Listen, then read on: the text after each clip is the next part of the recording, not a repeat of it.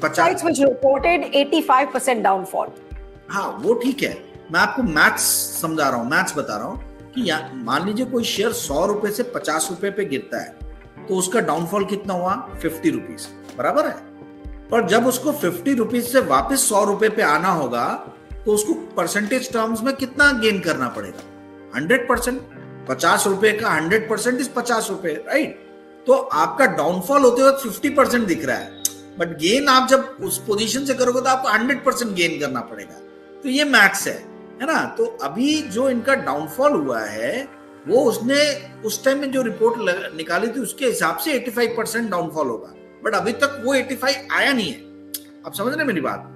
तो ये अभी भी डाउनफॉल आएगा और वो 85 तक आने के लिए जो है यहां से और इनको 25 से 30% और गिरना मतलब गिरेगा, ऐसा मेरा अनुमान है। हो सकता नहीं भी गिरे, हो सकता है मैं गलत हूं। लेकिन अदानी ग्रुप की तरफ से ये भी खबरें आ रही थी कि वो अपने लोन्स को प्री पे कर रहे हैं ताकि इन्वेस्टर्स में एक पॉजिटिव सिग्नल जाए। उसको लेकर क्या हो रहा है? क्या वो एक सिलसिला है जो शुरू किया या शुरू हुआ या नहीं हुआ? उसको लेकर क्या खबरें हैं कर रहे थे लोग?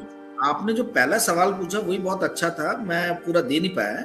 तो आपने जो बोला कि अदानी के शेयर गिरने कब रुकेंगे, आप एक चीज को समझिए कि जो बॉन्ड मार्केट का इन्वेस्टमेंट है अदानी ग्रुप में वो $12 बिलियन का है, और इक्विटी मैंने फॉरेन बॉन्ड, और जो फॉरेनर्स जिन्होंने स्टॉक में एक्सचेंज इन्वेस्ट किया अदानी के वो $18 बिलियन का है। तो $12 बिलियन और $18 बिलियन दोनों मिला के होते $30 बिलियन।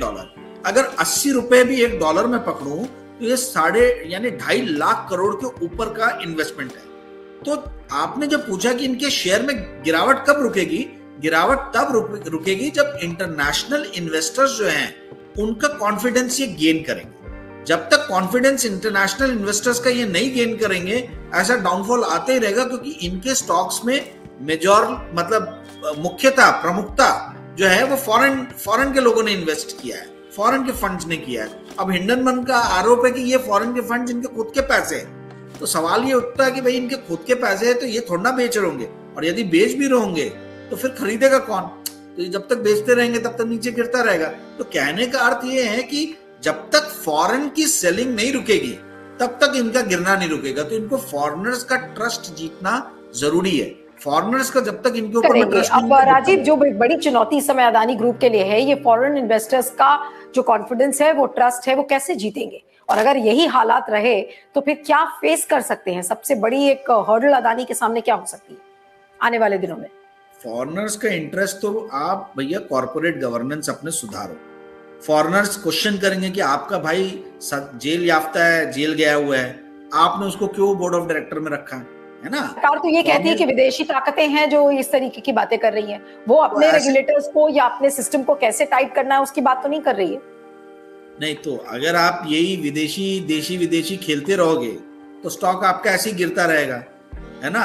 आपको फॉरेनर्स के पैसे भी चाहिए और आपको फॉरेनर्स के अगेंस्ट भी बोलना है, तो ऐसे कैसे चलेगा?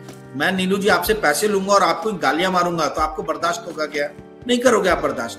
तो भाई आप फॉरेनर से पैसे लोगे, अपनी कंपनी में इन्वेस्ट करवाओगे, और उसके बाद में आप बोलोगे कि नहीं यही फॉरेनर्स जो है विदेशी ताकतें मिलकर हमको गिराना चाहती, तो ऐसा होता है क्या?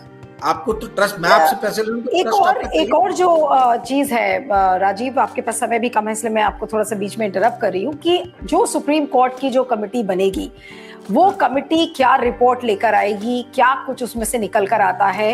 Will that committee findings restore the confidence of these international investors? मैं डोमेस्टिक की तो बात ही नहीं कर रही हूँ, इंटरनेशनल इन्वेस्टर्स के मन में क्या वो कॉन्फिडेंस अदानी ग्रुप के प्रति आएगा? अब ये तो कमेटी बना ही नहीं इन लोगों ने अभी तक। मेरे को तो ताज्जुब हो रहा है कि 1 महीना हो गया। अब देखिए इससे कितनी गंदी छवि बन रही है इंडिया की बाहर, कि 1 महीना हो गया और एक ग्रुप से 12 लाख करोड़ रुपए उड़ गए हैं, और भाई साहब यहाँ कुछ हो ही नहीं रहा। कोई कमेटी नहीं बनी, कुछ नहीं बना, कुछ इन्वेस्टिगेशन नहीं है, कुछ सामने आ ही नहीं रहा है। तो किस टाइप का लचर व्यवस्था है यहाँ पे? आपको तो इस टाइम में प्रोएक्टिव होके आपको दिखाना चाहिए था कि देखिए हम कितना फास्ट और कितना स्ट्रांगली एक्शन लेते हैं। तो वो तो कुछ दिख ही नहीं रहा है। तो आपने प्रोएक्टिवली तो कोई काम नहीं किया। 1 महीना हो गया जैसे आपने बताया, अब ना कमेटी गठित हुई है, ना कमेटी के मेंबर्स के लोगों के नाम मालूम है, ना टर्म ऑफ रेफरेंस मालूम है, तो अब जब कमेटी गठित होगी तब ये क्वेश्चन का आंसर दूंगा। अभी तो मुझे मालूम ही नहीं है कि इनका टर्म ऑफ रेफरेंस क्या रहने वाला है और कौन कमेटी के मेंबर्स होंगे।